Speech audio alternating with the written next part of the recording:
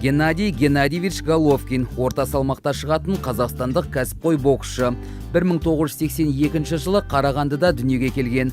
WBA, WBC, IBF, IBO және The Ring нұсқалары бойынша әлем чемпионы атанған. Қазақстанның 7 дүркін чемпионы. Ол техникасы мықты, көптеген жекпе-жектерді уақытынан бұрын жеңген атақты боксшы.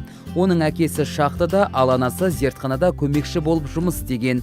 3 бауырының екеуі әскерде қызмет етіп, белгісіз себептермен қайтыс болған. Ал Геннадийден 15 минуттан кейін дүниеге келген 3-ші бауыры бокспен айналысқан. Қазіргі кезде бокстан жаттықтырушы болып қызмет атқарады. Геннадий боксты осы ағаларының айтуымен бастаған. Бір айта кететін қызықты факт, бауырлар бір-бірімен ешқашанда жекпе-жекке шықпаған. Егер бір-біріне түсіп қалса, біреуі міндетті түрде жекпе-жектен бас тартқан. Қазір Геннадийдің әйелі және 2 баласы бар. Осындай қарапайым отбасында дүниеге келіп, қаншама қиындықтарға кездескен ол қазіргі кезде өзінің еңбегімен біршама жетістіктерге жетті. 2006 жылы Геннадий өзінің кәсіпқой карьерасын бастаған болатын. Алғашқы 8 жекпе-жегін уақытынан бұрын жеңген.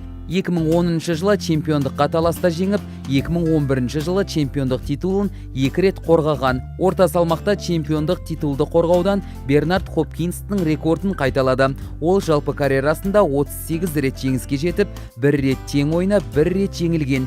38 жеңістің 34-інде нокаутпен жеңіске жеткен. 2018 жылы қаңтарда Геннадийдің туған қаласында оның атындағы спорт кешені ашылған. Геннадийдің карьерасында бірнеше айтарлықтай қызықты, тартысты әрі қызу шайқастар болған. Енді осылардың ішіндегі көптің ойынша ең сәтті деп аталатындарына тоқталып, назарларыңызға ұсынамыз. 5-ші орын. 2006 жылы өткен Геннадий Головкин мен Хорхе Ариэль Гарсия жекпе-жегі. Геннадийдің аргентиналыққа қарсы күресі Германияның Гала қаласында өткен болатын. Ойын өте қызу болды, себебі қарсыластар шыға сала жоғары белсенділік танытты. Әйтсе де отандасымыз 2-ші раундта қарсыластың жағынан ұрып, нокаутқа жіберді.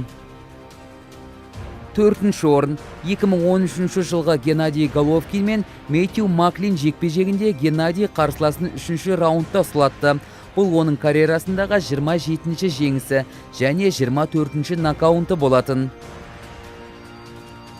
3-ші орын. 2013 жылғы Геннадий Головкин мен Набухиро Исида жекпе-жегі.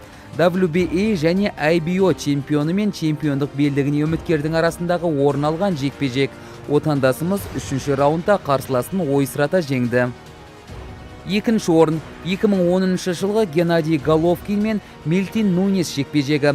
Панама қаласындағы колумбиялықпен WBA уақытша титул үшін жекпе-жекке шыққан еді. 1-ші раундтың алғашқы минутында Геннадий қарсыласын нокаутпен құлатып, титулды жеңіп алды. Және 1-ші орын. 2014 жылғы Геннадий Головкин мен Марко Антонио Рубио жекпе-жегінде Геннадий 34 жастағы WBC чемпионымен алаңға шықты. 2-ші раундтың басында Геннадий оң қолмен қарсыласқа ауыр соққы тастап, мексикалықты нокаутқа жіберді. Геннадийдің қаны таза қазақ болмаса да, Қазақстанда туып, Қазақстанның атынан шығып, еліміздің туын көкке көтеріп жүрген батырымыз. Қазақ халқы оны әрқашан құрметтеп сыйлап келді. Бірақ 100 рет жақсылық жасасаң ұмытады, 1 рет бас тартсаң есте сақтап қалады демекші.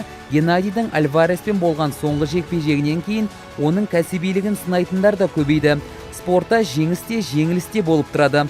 Тіпті атақты боксшы Тайсонда 6 рет жеңілген, Мұхаммед Али 5 рет жеңілген. Сондықтан біз мұндай сәттерде Генадай тұлғаларға қолдау көрсетуіміз қажет. Ол Қазақстанның мақтанышы. Геннадий машина. Терминатор на этом уровне. Геннадий на этом уровне. Я не машина. Знаете почему? Машины иногда ломаются, а я не ломаюсь.